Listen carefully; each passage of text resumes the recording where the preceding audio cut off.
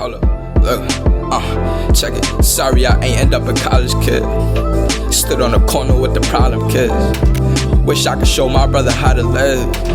This ain't the way, bro, do the opposite. At night I pray, hope we get out of this. Ain't tryna play no hot ass block with Knicks. I'm tryna hit an outlet, caught some kicks. Push the brake up in that Audi and then watch it drift. Hey yo, but look, on the real though, you something I kill for. And once I hit 2 mil, we watching the mail blow. How you guys doing? Welcome to another episode of Respect Your Passion. I got this wonderful guest, my brother Johnathan Martinez. He's been an inspiration to me. He has an admiring story. I've actually wanted to start this podcast, genuine conversation kind of thing, like 3 years ago, with the intentions of having Johnathan as a guest, as my first guest. This is episode 3, so he wasn't my first guest, but he was definitely the inspiration of getting somebody that I admire on this platform. But I'll allow you to introduce yourself and tell the audience what you do. Thank you, brother. I didn't know that. Anyway, it's very heartwarming to know that I was an inspiration to you creating this kind of platform and content. So that kind of puts me on a place where I need to really step up. I need to step up myself. I got a lot to do. My name is Johnathan Martinez. I am the regional director for a holistic education company called Body and Brain. So mostly what we teach it's an academic discipline called brain education, where we educate people how to basically become the master of your life, becoming the master of your brain, the creator of your life. And we teach this through means of yoga, meditation, Tai Chi, practices to elevate your consciousness and other different type of healing modalities, which can be very foreign to the common person. I know for me, coming into this healing environment or healing field, a lot of things, even the term healing itself was super foreign and I didn't know anything about it.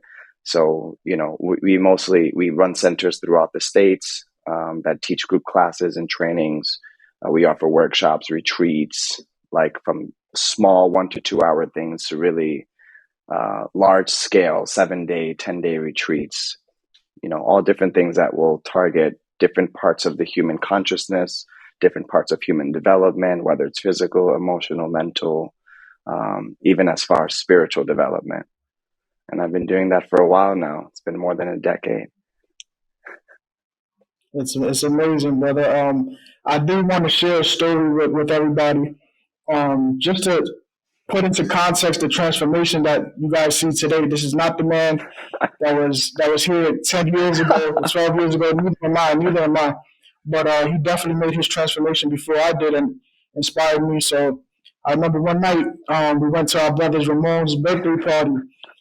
Shout out to Ramon, shout out to his wonderful mother, Wanda, his big brother, Crystal, and everybody that was a part of that party. And, me and Johnathan come from the same background, Allison, Pelham Parkway area. We went to Lehman High School. We didn't participate in the most positive activities in our childhood, teenager years. So we go to this party.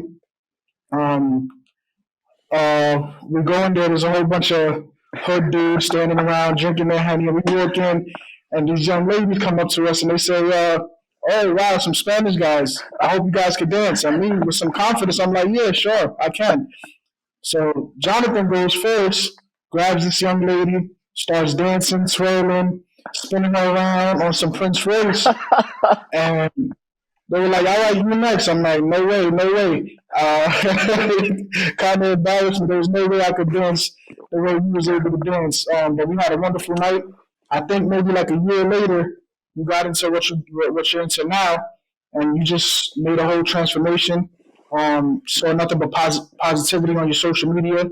I wasn't really transitioning into that type of thing at that point, but I was just watching your whole journey. And I was getting inspired and just you pretty much showed me that who you were yesterday doesn't determine who you are tomorrow.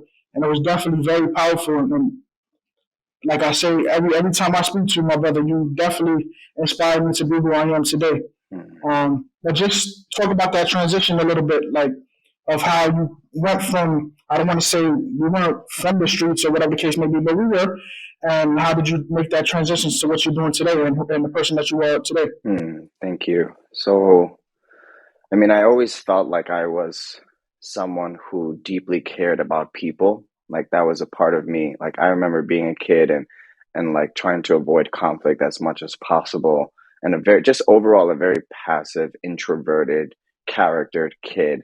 I connected mostly with people through like interpersonal conversation, and like if I met you one on one, we could kind of have this deep, compassionate or loving or non-judgmental conversation. So I always felt like I had that, the gentle, kindred spirit within me. But the biggest, like, I would say the transition started in high school as I started to kind of uncover what this world is all about, right? Like figuring out what I want to do in my life and what is the purpose of my existence. After my parents had like this big separation, I was about 16, 17 years old. And I went into this, like, I blew up with all this emotion and anger and hatred and things that I've never felt before. Like, I've never felt such a pure, profound level of anger the way that I did at that time. And that spiraled down into the Johnathan that most people have seen, right? Cantazo, diantre, like that kind of that kind of like Mm-hmm. party animal, like, Johnathan. And there's also parts of me that a lot of people don't know about because I kept a lot of things, behind. I didn't want to involve a lot of friends and family to the things that I was getting into. But that anger, that uncontrollable anger that I wanted to subside is what led me to ask even the question of how can I get rid of this? How can I heal this? Am I always going to stay in this state of emotions? And I went into like this huge spiral of like drinking, and I was, like that was that time, like the party you're talking about, like I had photos from that party. Like that whole year was me just kind of avoiding responsibility of life, which is figuring out what are the directions, career paths, or things like that. I knew I didn't want a traditional lifestyle. I didn't want to work behind a desk. I didn't want to work for somebody in particular. I was really confused about why I'm here to begin with. So drinking a lot, doing drugs a lot. I was like thinking about suicide a lot. Like these kind of things were coming up to me a lot. And in the midst of all of that, I always felt like I'm here for some reason. Like I attract good people. People come to me to talk about their lives and things like that. Like homeless people. Like I just like had like a connection with peoples and beings, even animals, that made me feel like maybe I have something greater to do on this earth that's more than just working for somebody or working for something, right? Make money and then retire, have kids, whatever, and then pass. So that led me to really understanding how can I help people and how can I, really make a change in this world. And I knew that I wasn't going to be able to do that without proper guidance. So I did martial arts since I was a kid, and I knew that in order to do martial arts successfully, you need a teacher. You can't just train by yourself without having a teacher. So I actually started this journey with the thought of I need a teacher who's enlightened, someone who's already suffered and walked through this path and found a greater purpose in their life. And then they want to share that to others. And I needed somebody like that. So I literally just prayed, please align me like the old days, right? Where you go off and meet a teacher for whatever it is that you're trying to practice. And I prayed like in this modern time, I hope that there's somebody that can guide this wandering boy to becoming the mature man that he really wants to be, that I felt inside. It's esoteric in concept because I couldn't explain it. I couldn't explain what I was feeling. I couldn't explain what I was thinking. I couldn't explain the things that I was going through, the deja vu, the like even like strange things that would happen that I really couldn't understand. And I needed to be part of a community or at least be led by someone who understands this, not just as a knowledge, but they walked it, they experienced it. So when I was 20, I already decided I'm going to transition my life. I'm going to stop with all the fighting stuff, the drug stuff, the violent stuff. And I started doing like practices like meditation and breathing exercises. And these are things that I just read in a book. And then a few months later, I would say, well, officially February 4th, 2011, I joined with the practice that I'm in now. And I started my journey to healing, right? I took a workshop called Finding Your True Self, which was the game changer for me. It unraveled everything that I was going through inside, like the anger, the resentment, the sadness that I felt from like the separation of my parents and all the things that was going on. We don't learn how to resolve these emotional conflicts in school or at home. So in my brain, it doesn't exist. I have to live like this for the rest of my life. So going through this workshop where we're releasing all of these things, right? What I don't like, what really bothers me, where did it come from? Whatever I was feeling inside, just having it come out. And as a man growing up the way that we grew up, being told not to cry, men don't share those kind of feelings. And that, I would say that was the first time that I profoundly cried for the first time in my adulthood, like even adolescence into my early adulthood. Not as a kid where you just like you're a victim and you cry, but as a man, it was the first time that I allowed myself to cry and release. And it gave me the opportunity to have space inside of me, and which led to forgiveness to my mother, to my mother's boyfriend, to my dad, like all these people. It just led to this like train of forgiveness. I can say my journey started with forgiveness, and not just forgiving them, but also forgiving myself. That was in 2011 to 2012. And I committed to my practice every single day: meditation, breathing exercise, martial arts, staying away from like neighborhood drama, things like that. And then I did that for several months until I decided like this is the path that I want to go, that I want to take. I want to help people the way that I was helped. And although it felt like a small kind of transition, like the time, because later on I really felt what it meant to help people to change and transition. But that's how it all started. You know, I was in a dark place, I think like everyone else experiences in their life. I knew I needed something. I didn't know what that was exactly. And I sought out for help, which I think most people don't do, right? We don't look for help when we're struggling, especially men. And that was it. And from there, I just started peeling layer after layer after layer, year by year.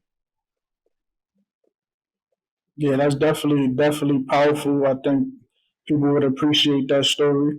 I definitely could attest to who you were, even in the streets, and even when we was in the streets and in the environment, we definitely are similar in the aspect of we're just genuine people, just in the wrong environment. Um, and I just want people to know that there is genuine good people in the hood. Like it wasn't just us. I could say Dennis, wonderful person. Nice. Sinan, Sanad, wonderful people. Just the people that we were around were just wonderful people, all wonderful people. But just the environment causes you to be around the wrong areas, wrong conversations, wrong situations. But I'm very proud of who you are. I'm very proud of who a lot of our friends became, and that was definitely powerful. And I appreciate you coming aboard. But um, I know you do a lot of helping individuals at at this practice. Can you share one story in particular that you helped somebody, and how did that go? I'm, Something that sticks with you. I mean, I have several mentees that their stories are really inspiring to me. Like I've helped thousands of people. Like I've been doing this for more than 10 years now. I look super young, right? No one ever guesses more than 20, more than 26 or something. Like I'm pushing 32 in August. So I turned 31 next week. let's So go. 8 days. That's right. So we're the new Uh, adults. But there is yes, sir. one story. Like I have a student, um, and just for like, sensitive cases, I'm not going to say his name, but he came to me, I think I'm going to say around 2000. I got to the center in Westchester in 2017. So probably like 2018. This kid came to me. His mom is a friend of my assistant. And she's like, my son has had like heroin addiction and drug addictions, like Xanax, Perks, Oxys, like all that stuff, smoking. But obviously, like the heavy stuff like heroin and the pills is something that's hard to shake. I know as someone who did that, it's not easy to break out of that pattern and that lifestyle. So this kid comes to me at like a solid 16, 17 years old, right? I think he was, 17 years old, totally lost, totally confused, like it's different in the neighborhood than the suburbs. Like when I hear the stories of the kids who grew up in the suburbs and the kind of struggles that they had to go through, I really understood that it's not much different than in the neighborhood, right? It's a different environment, it's a different tone, the language is different, but it's actually the same. They're going through the same kind of conflicts and struggles. So anyway, his mom wanted him to like break those addictive patterns, and more importantly, he wanted to break that. So we started training. I brought him in on the first day, the first session that we had. Mostly I test, especially if they're young. He's a young guy, 17 years old. And I test what's their durability, like how long, how much energy do they actually have? How much willingness do they have? So in the first session, he threw up, right? So I got him like doing push-ups and like bear crawls and stuff like that, like just to see what his physical capacity is. He threw up. It was bad. And then I brought him to the healing room. I did some healing on him. So like 30 minutes training, 30 minutes, I did some healing, and I just like sent energy and I supported him. Like I know what it's like because you go through all these withdrawal symptoms. You're going through like the shakes and the cold sweats, the white faces, like everything is happening, right? And it's not an easy process. So in the beginning, like his mom told me like he doesn't want to do it and like she wants a refund. And I was like, look, wait a second. Let me do the program, right? It's 10 sessions, right? 3 total, usually takes about 3 months. I said, let me do what I need to do. In 3 months, if there's no changes, if you don't like it, whatever it is, I'll refund you the money. You could take it. It's fine. I don't want it. It's okay. So that much I was confident that in 3 months, you leave this kid with me for 3 months and I'm gonna absolutely be by his side because I know what it's gonna take. It's not just gonna be a session a week. I brought this kid with me to the gym 6 days a week. Like I trained with him at the center, but I basically sworn him into my life and say, we're gonna make a change. You know what I mean? We're gonna do this together. For 6 months, I trained this kid 6 days a week. You know what I mean? So let's just say right now he's off of all drugs, right? He doesn't do any of that stuff. He became a coach. He's been boxing, preparing to box amateur for his first fights in amateur boxing. Like that's what he found passion in. Because as a kid who got bullied a lot, I know how it feels to like wanting to learn how to defend yourself, and boxing is a good way not just to like fight. You don't use it to fight, but you use it to build your confidence. And I just knew that this kid needed to build his confidence from the very beginning, right? His nationality, his background, everything was kind of against him in this world. And I wanted him to feel like, hey, you're not alone, and it doesn't matter where you come from or what your background is, that if you have a dream, if you want to create something, all you have to do is work hard and you'll get there. And even to this day, I still mentor him. I still work with him, and now just in a different aspect of his life, right? With business and career stuff and things like that.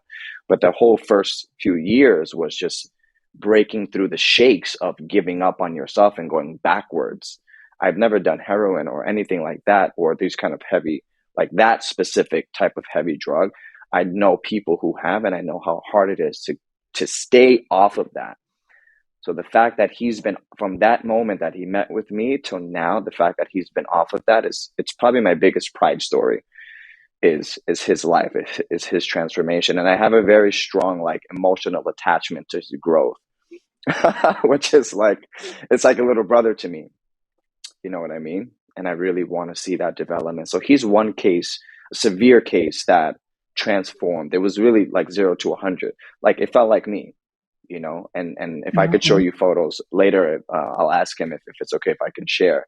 If I can show you his before and after is really phenomenal. Like everything physically, how he looks. He was very skinny. Now he got like pecs and abs and all that.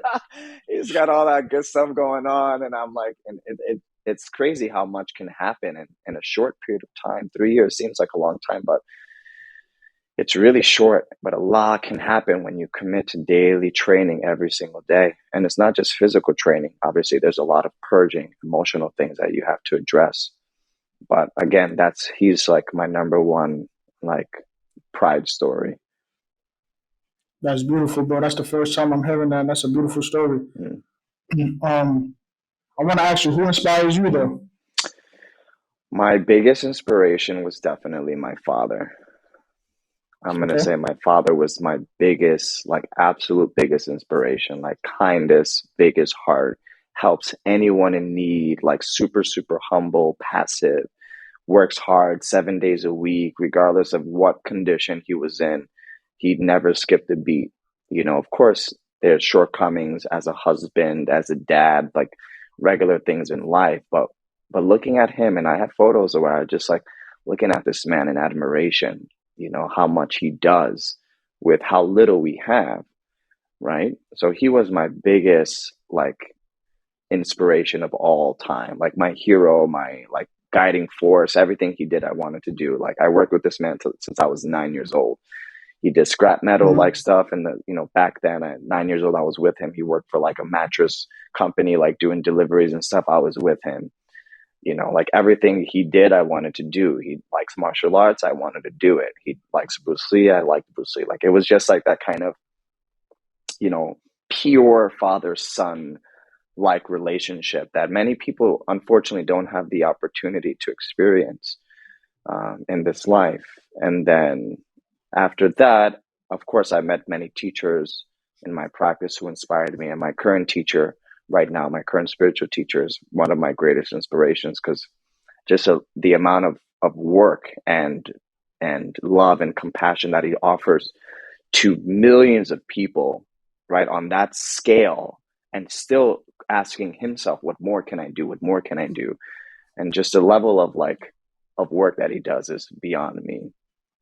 And I have a strong desire to kind of be at that level, at the level of capacity that both of these men have been in their lives, so that I can touch and reach more people. But I get inspiration from everyone. I get inspiration from you. I get inspiration from, like, especially when I see my friends who are elevating into a platform of love and spreading care. Like, I could cry, really, like, seeing that. And seeing that from you, like Teach Peace NYC, when you first launched it, to me, that was like, okay, I want a shirt. I want to wear it. I wore it to the BLM protesting, like, like I appreciate that for sure. because to me, that inspires me to see people, how we grew up, coming out of that and spreading and teaching peace, teaching love, and teaching, what helped them to grow. And I know your background, I know your hardships, and I can't speak for you, but I know how proud you must be of your own self to be where you are. And that in itself, I could feel that. And that gives me a lot of, space to hold for other people in this life. For sure, bro. I could definitely say, just watching you, like, letting go of your ego, being on social media, spreading love, positivity, unity, things of that nature. Basically, the genuine basic principles of life. Just utilizing your social media platform for that cause allowed me to let go of my ego and just be genuinely me. Not having to be tough all the time, and just feeling like I have to prove something to somebody. I definitely got that from you, and a couple of other people as well, but definitely a big part of my journey. And I say that every time I speak to you, even though I'm not going to sit here and lie and say that we were the closest friends, but when I saw what you did and your transformation and things of that nature, I was definitely looking at you like you was like this big celebrity, because it was definitely powerful and it was definitely inspirational in every single aspect of it. Yeah. Because I remember you from Lima, my brother. I remember you from Lima, and I want to keep going back to those days and things of that nature. But and we wasn't in the same crowd. We was in the same dynamic, but you was over there and I was over here. But I always watched you and just seeing how you transformed. I'm like, damn, I want to be just like that guy. And I'm a little younger than you, probably a year, so he was like a big brother figure to me as well. it's crazy how you don't recognize like how people are watching you around, like how people Hmm. watch you in your life. And I always tell that to people. I'm like, somebody's watching you and being inspired by you in a positive way or in a negative way, right? They're either copying what you do great or they're copying what you do horribly. And either way, they look at you as someone that they want to follow. So whether you do something good or something bad, these people will follow you. And I have younger brothers and stuff that I had to be mindful of. If I do this, right, they're gonna copy me. I like to rap back in the days, so my youngest brother ended up rapping. Now he's like coming up artist and things like that. So it's phenomenal. People are watching us. We can inspire people with For with sure, my anything. brother. I always like to be around you. When I bump into you in the streets, I'm like, my eyes light up because I know a good, genuine Mm, conversation is going to happen. I know someone that genuinely cares about what you're going through. You know what I'm saying? Like, mm. I always got that vibe from you. Like, I could tell you, I'm going through this, I'm going through that. You would sit there and listen. So I'm like, yo, this is a very powerful person, and I want to, Mm. um, keep this relationship alive. So, I always check up on you, no matter how busy you may be. I'll double text you just to I make sure appreciate that. you I appreciate that because keep in contact for sure. people don't do that. I have this internal voice and I'm like, why people don't contact me? They think I'm perfect and then I'm not suffering. I'm not suffering. Please text me. So any messages that I get from friends, I get, saying my heart lights up. I'm like, oh, somebody's thinking of me.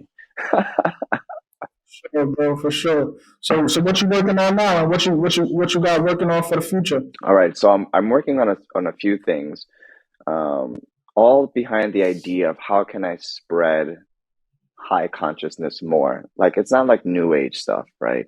Like it's not like, there's a big dilemma with elevation of consciousness in this modern time because it becomes more about knowledge and these kind of superficial practices versus like self cultivation, right? And a lot of people don't really understand what it means to do cultivation practices because we don't get taught that kind of thing. So I'm trying to find a way, and I think I have some avenues that I'm in the process of creating that I can spread cultivation studies, cultivation practices in a way that can be articulated to this current generation of people. Like even if like we're millennials, right? But then they have all these other generations that are coming after us, but we're all kind of in the same spectrum or the same quote unquote matrix of information. So we're all getting consumed by the same kind of lifestyle, and it becomes so busy and everyone's moving so quickly, and it becomes about like making money and, you know, make enough money to work from your laptop on some island by yourself remotely and live that kind of life. And I don't want to necessarily, um, I don't want to diss that kind of lifestyle, but I also don't want to neglect the concept of coexistence and what we really need in the earth to become a more peaceful, sustainable earth family. So right now I'm working on um, my podcast called The Care Culture, which has been a project in my mind for a couple of years. I've just been very passive. Um, Believe it or not, I'm very shy on camera. Like I've done events in front of 1,500 people. I've spoke at the United Nations. I've spoke at several hospitals, several colleges, high schools, elementary schools, several institutions. I could speak really well, no problem in person. But for some strange reason, being behind this camera, I is a little bit indifferent and disconnected. So I'm working on that. So the Care Culture is a podcast that I really like desperately want to put out.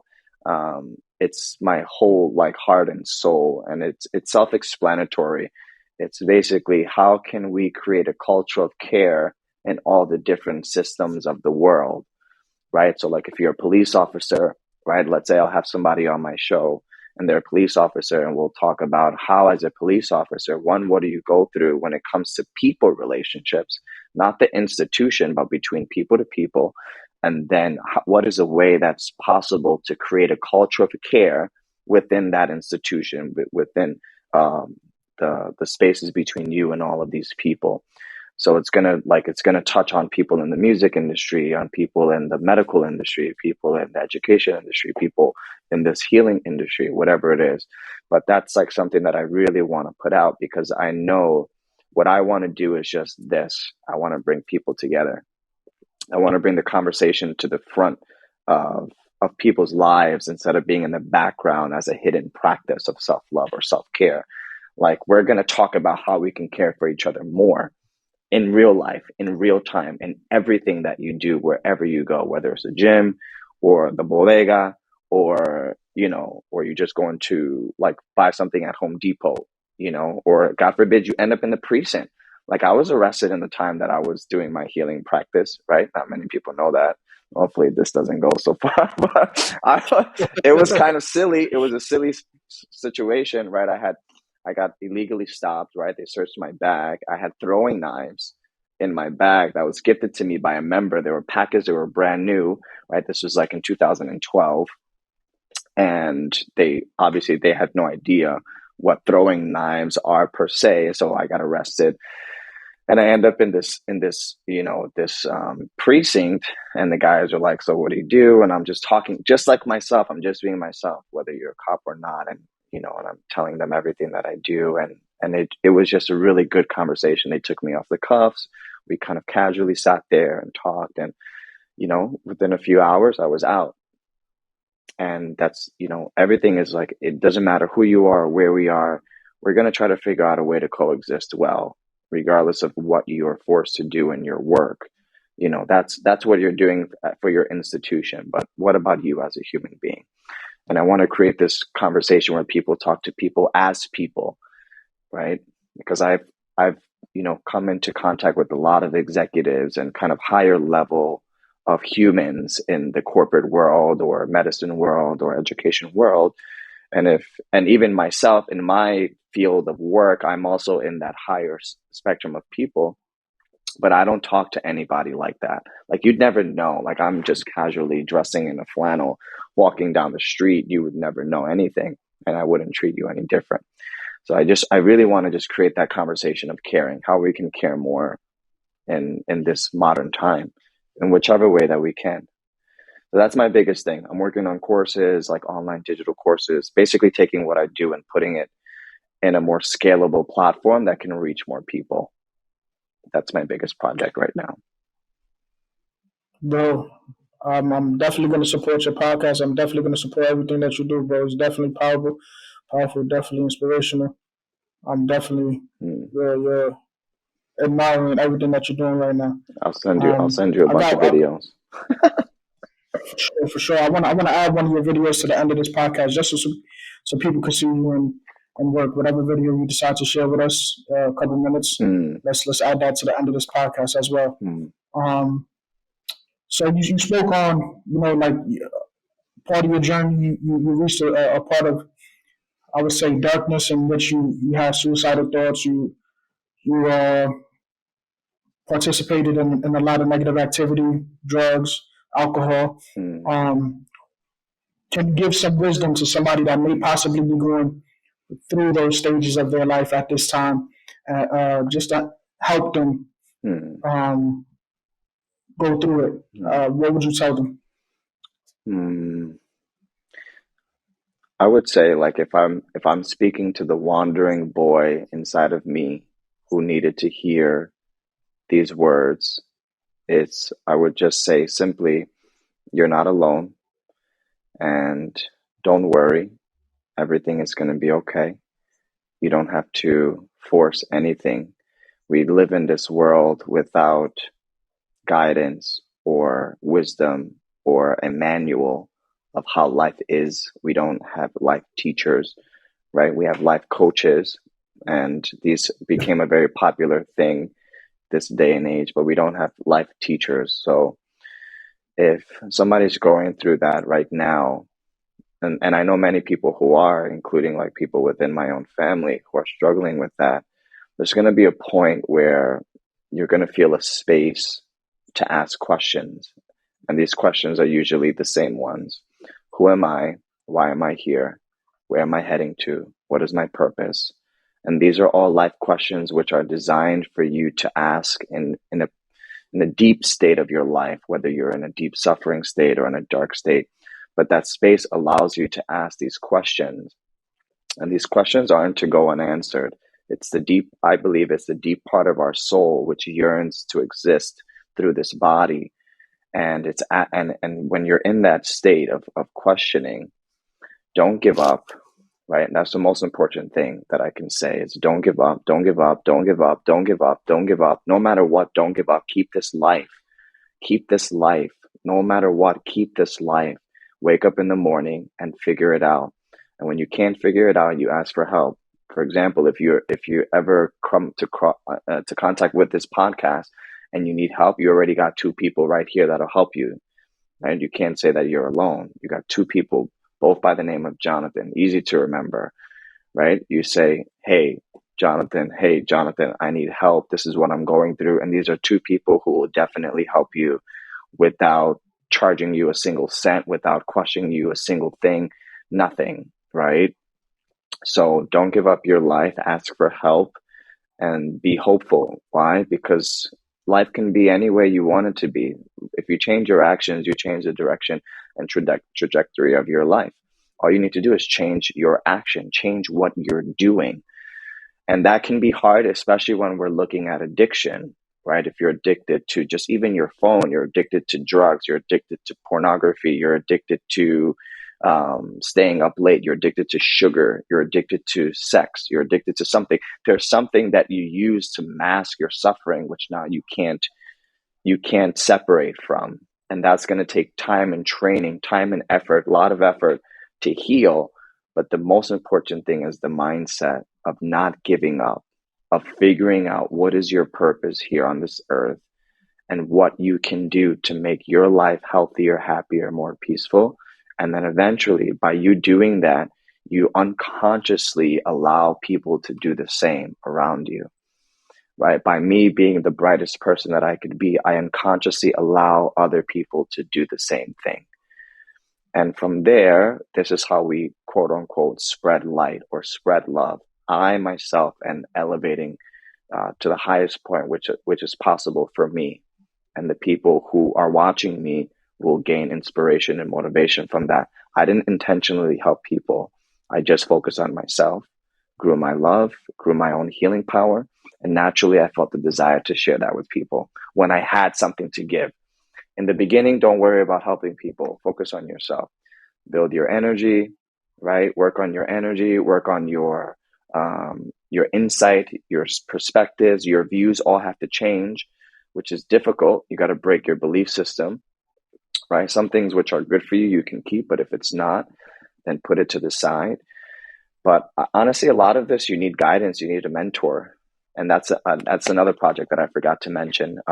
Master Mentor is a website that I just opened up, mastermentor.life. And I really want to create a platform to be able to mentor people like myself, or just people who are struggling, right? The youth who's coming up, or it could even be people, our age or older, but who need guidance, but it may not be feasible for them to hire, like to work with me one-on-one. For some people, it may be completely out of the question, but still creating a platform that will allow us to stay connected to the content that I'm creating, but at an extremely feasible rate, like cheaper than a gym membership. So I truly love that, bro. Whatever you need on my end to help you accomplish that. I need mentors. I'm going to need tap in here and there and just help share my story alongside yours. I'm definitely on board with that. That's definitely a good thing to get into. Yeah, because I want to teach. Like I did an outreach at Woodfield Cottage, which is a high security detention center in Valhalla for people transitioning into prison. Right, so they'll go through the juvenile facility. If they have to do more than 3 to 4 years, they're under the age of 17. If their sentence is over their legal age to stay in the juvenile facility, they transition them into a different facility before they go into like Rikers or Sing Sing or Attica or whatever prison, depending on what their crime is. And I knew that when a lot of these boys come out, they're going to go back to the same situation that they were in to begin with, right? They're going to go back to the block.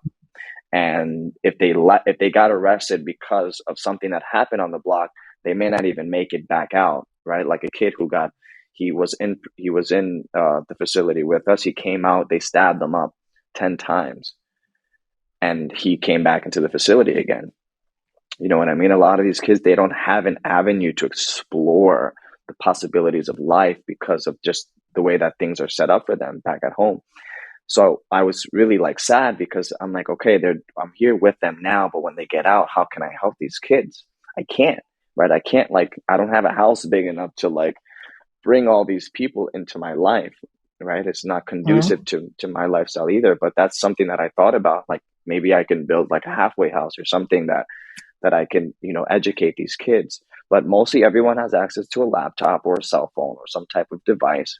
So I just thought, hey, maybe if I create some kind of mentorship system and I can have different type of mentors, not just myself, but like yourself, who's top person in the work that you're doing, like someone who's an IT, someone who's a barber, someone who's a music producer, someone who writes music, someone who's a teacher, like different type of people who are willing to contribute their asset, something that they learned, right? And teach like modules on this website of how to get into their line of work, how to progressively grow in that line of work or even succeed in that line of work. So these are all things that I wanted to like gather together. And the most important thing are people like yourself and other professionals who want to share their goodness and their talent to the less fortunate, right? Only because they don't know it exists. If I knew that there was masters in the world who were teaching people how to live a more peaceful life, I would have followed that as a young kid already. So I want to present to people that there are people in the world who will help you and not just try to cheat you or manipulate you or use you. There are people like that. So if you're listening to this podcast and you're interested in these kind of things and you have a skill that you're an expert in, then this is perfect, right? I want to connect with people like that. I want to connect with all people who want to share. Like I was talking to Jose the other day. Do you remember Jose from Lehman? Tell Jose. Okay. Yeah, Baseball. and it's funny because he also ran a program through Woodfield Cottage, and he was that like we just missed each other. I think we were there at the same time, but different programs. Like I was running a Tai Chi and meditation program, and he was doing I think finances or something like that.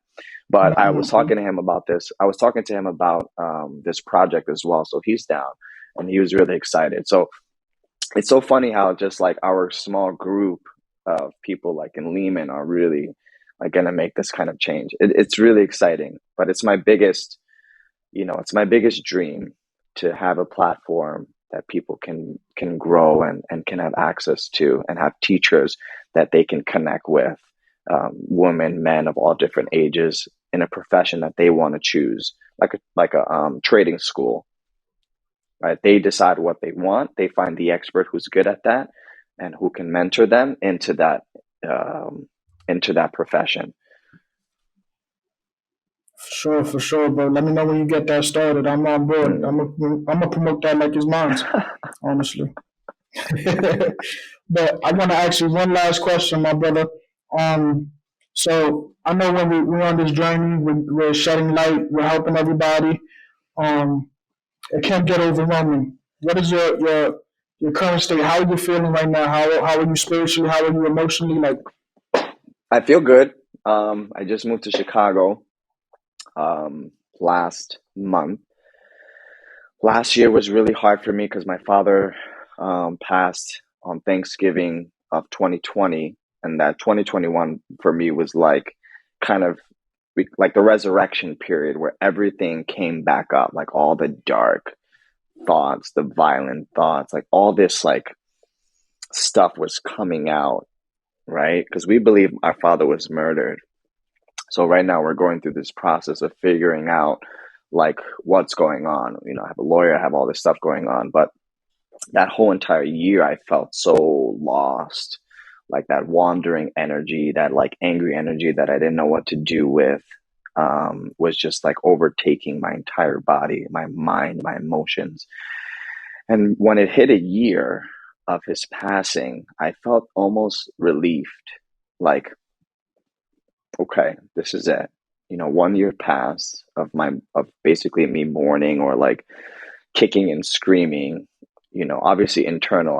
I was still working. I was still doing all my trainings and all my sessions and stuff, and I had to really hold it together. But at the end of all of that, like when the night hits, it was like a big breakdown for me. So I didn't think I was going to get out of that, honestly. It was weird because I never felt that much pain in my life.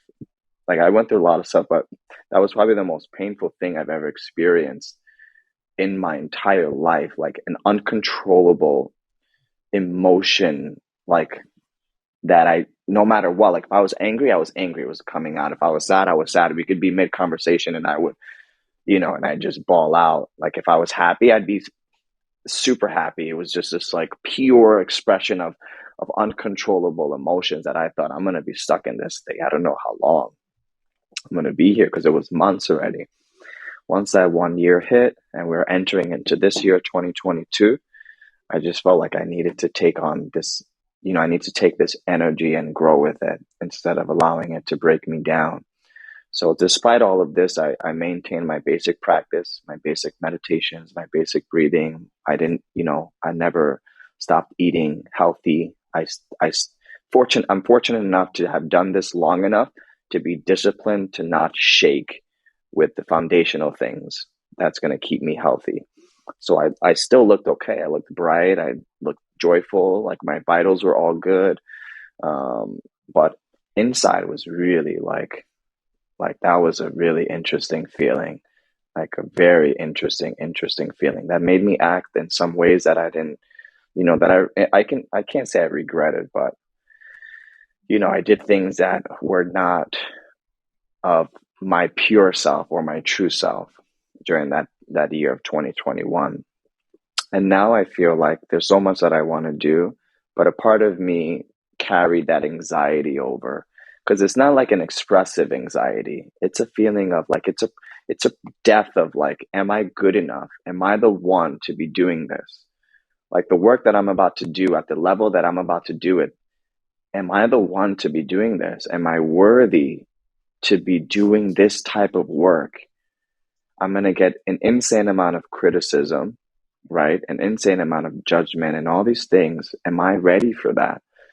And a big part of me didn't believe in myself. And that also comes, as a big shock, especially to some people. They're like, you don't believe in yourself? Like you're Master Joe. Like how you don't believe in yourself? Because this is like a deep worthiness. Am I worthy to be the one to deliver this to people? Am I even there to do that? And so many people have affirmed that it's, yes, you are, and yes, you can. And from like my teachers, either at this level or that level, right? But inside of me, I felt, am I really ready to do this, to take on this journey, this next step?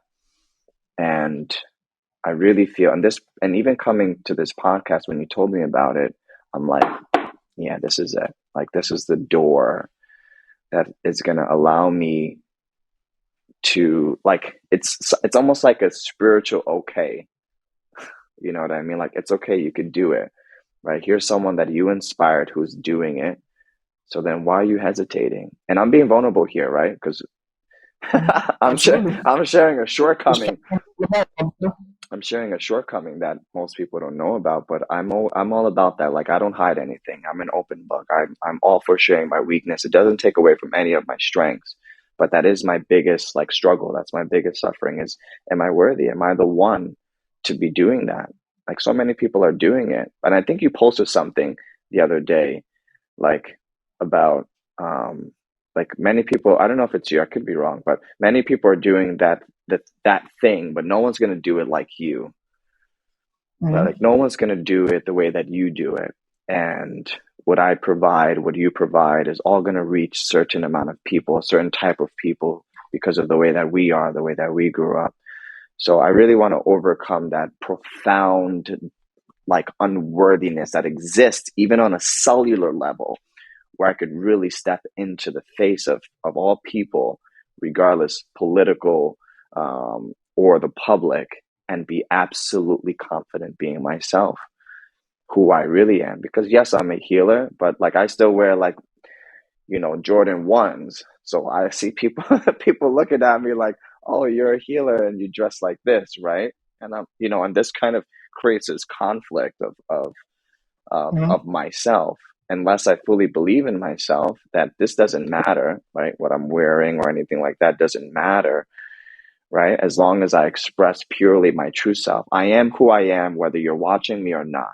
Whether people like, I always say, you are who, like, you can judge yourself based on what you do when nobody's watching you. When people are watching you, you do whatever you want. We can say it's a show, but when you're by yourself, what kind of thoughts, what kind of actions, what kind of things that you do. And when I reflect on myself, I'm the same person here or there, front or back. I am who I am. My intentions are pure. So this year's has started off as the year that I'm going to create the life, not just for me, but the opportunity to bring all things together finally through my energy, through this energy that I have to offer. That's not just for me, but it's for the whole.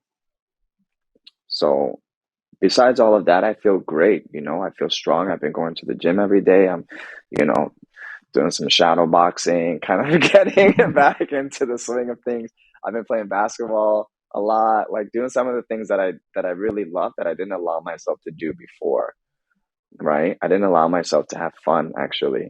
2021, I had a lot of fun as I was suffering. But now I'm allowing it to all kind of be part of the same platform. It shouldn't be separate.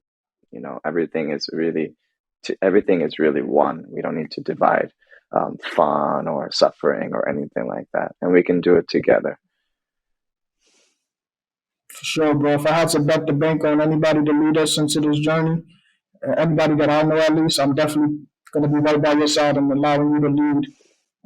So don't think that you can't do it because you're doing it, my brother. You led me into this journey, so I'm right beside you on this. You're definitely the leader, and I'm going to be right beside you every step of the way, my brother. Thank you. Whether you're in Chicago, I'm in PA. We're on this journey together, my brother, for sure. Thank you, sir. And I know I'm not the only one, bro. I know I'm not the only one that you've inspired. So Mm, definitely don't let that stop you. thank you. Yeah, it's exciting. It's really interesting, and it's yeah. Sometimes even saying that now, I'm like, oh man, I should, Cause I then, leave the doors open to be judged. Like these kind of things are mm-hmm, important as a leader in this holistic industry, as a purebred leader of this.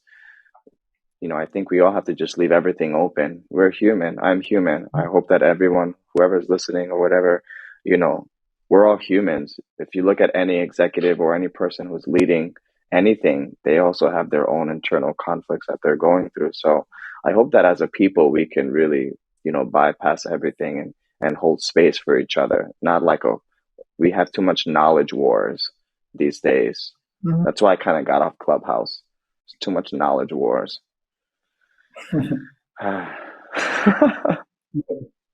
Bro, I really appreciate you getting on Mm, here. I think this was definitely a very powerful segment. I think we need a part two.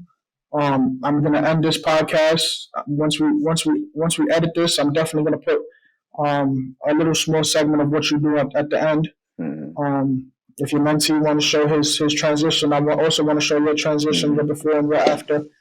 And bro, I really appreciate you taking the time out your busy schedule to meet with me, bro. No, thank you so much. I was excited. Like ever since the pandemic happened, it's like hard to get, together with people. And this is a good way to communicate and connect. Like we live in the era where we could just turn on our camera and see someone from a whole other part of the world and have a full blown conversation. So I think we got to really leverage this. For sure, bro, for sure. That's why I wanted to do the remote podcast because everybody's busy. You know what I'm saying? It's hard to unite our schedules and just meet at a central location. I'm like, nah, I got to put this energy out into the world. Mm, I got to get with these people. Let's do it remotely. And mm, I think we would just be just as powerful with this platform. mm, And I'm looking forward to yours as well, my brother. I'm definitely looking forward to yours. I know it's definitely going to be powerful. mm. I'm excited. For sure, bro. For sure, bro. But we're going to end this. Peace Mm, and love, my brother. Thank you so For much. sure. Thank you. Thank you.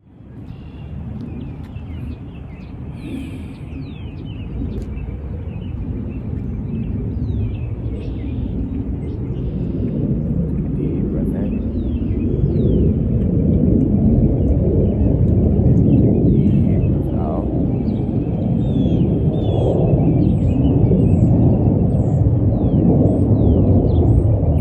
Deep breath in. Take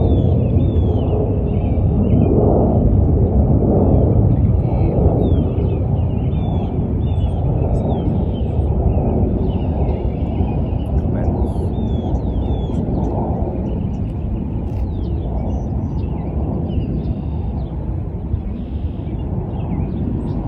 Bring your left hand to your lower back. Right hand grips your ear. Your feet a little wider than shoulders width.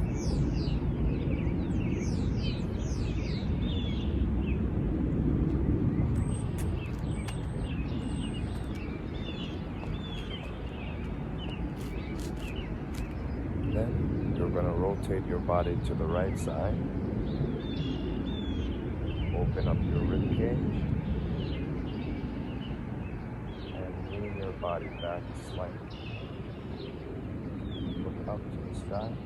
Straighten your spine.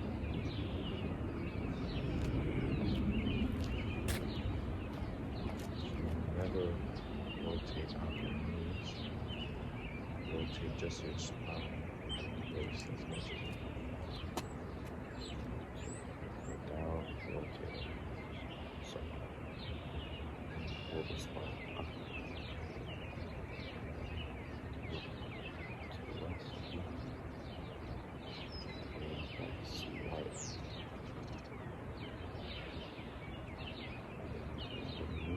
Elbow to okay, center. And then just straight sink, knees to toes.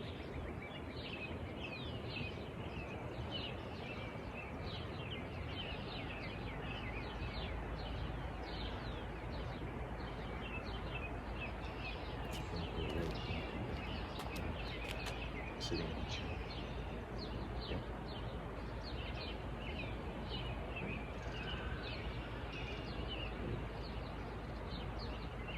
With your ears strongly. Opening your jaw.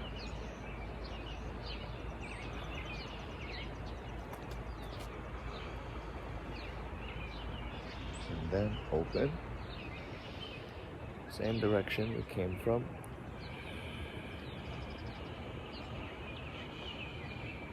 To the right. And then the left. Make sure not to rotate your knees. And lean back.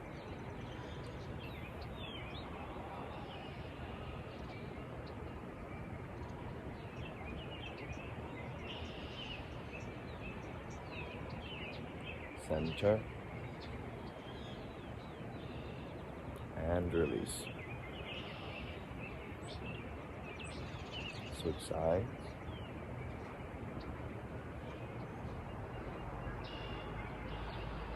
Grab hold of your ear.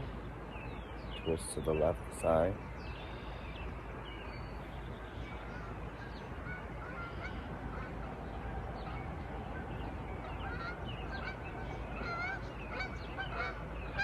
And sink.